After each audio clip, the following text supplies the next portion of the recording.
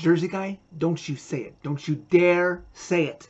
Is this team starting to remind anyone of the 2019 St. Louis Blues? Everybody's hands go up, way up, as the Nashville Predators defeat the Chicago Blackhawks by a score of 3-1 inside the United Center on Saturday night in Chicago, Illinois. This team has now won 4 in a row and 6 of their last 7. They are now 2 points back of 4th place for the last playoff spot in the Central Division against a team that they are playing again tonight, Sunday night, after they played them last night. Just over 5 minutes into the first period, Johansson gets a shot on net on Lehkonen, who is in net for Chicago, and the puck goes into the corner.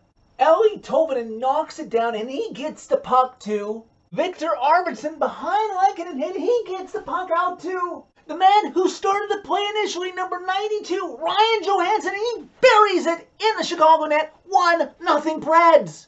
That's only Johansson's 4th goal of the season. He needed that, and his team needs that if they expect to have a chance to chase down the final playoff spot in the Central. The Preds would dominate the first period on the shot clock, outshooting the Blackhawks 15-6, but would still only lead by a score of 1-0 at the intermission. Second period, almost 13 minutes into the middle frame, terrible clearing attempt by Chicago, and the puck is knocked down by recently returned to the lineup, Luke Kunin, and he gets the puck to red-hot Rocco Grimaldi, who buries it into the Chicago net. His 5th goal in 2 games. It's 2-0 Nashville in Chicago. But you know Chicago is a dangerous team as they currently hold the pole position for the final playoff spot, and they're not going to go away quietly. Pius Suter scores with just over 2.5 minutes left to go in the middle frame. It's 2-1 Preds,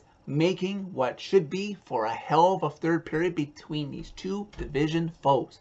But as the third period begins, the Preds are determined that Chelsea Dagger only be played once tonight. It's Luke Kunin again for his 2nd primary assist of the game. He gets the puck over to a wide open Mikael Granlund. Like, why wasn't he covered by any of the Chicago defenders? This is how long he had to tap it in to the Chicago net. 3-1 Preds. The Blackhawks would not score again last night, but they wouldn't go away quietly either, outshooting the Preds by a total of 13-4 in the third period, the only period that they outshot the Preds in.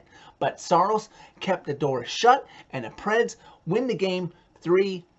I love how this team is playing right now, but this doesn't change my overall mindset about what this team needs to do. The 1-year contracts on the roster still need to be traded for something.